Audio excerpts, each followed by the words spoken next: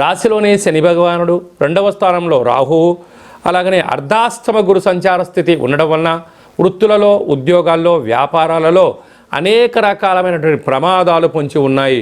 ఉద్యోగ మార్పు, స్థల మార్పు పొంచి ఉన్నాయి. కనుక దయచేసి పై అధికారులతో, సహ ఉద్యోగస్తులతో, పక్కవారితో వివాదాలకు ఇది సరైన సమయం కాదు అని చెప్పి గమనించగలగాలి. పంచమ స్థానంలో కుజుడు సంచారం చేయడం వలన నూతనమైన వివాహ ప్రయత్నాలు కలిసి రావడం, వివాహమైన దంపతులకు పుత్రిక సంతాన యోగం, పిల్లల యొక్క చదువులు, పిల్లల యొక్క అభివృద్ధిలో విజయం సాధించడానికి తల్లిదండ్రులు పడే తపన అంతా ఇంత కాదు అని చెప్పి గమనించాలి. పిల్లలు కూడా అర్థం చేసుకోగలిగితే వారికి ఉన్నత విద్య వారి సొంతం అవుతుందని చెప్పి గమనించాలి.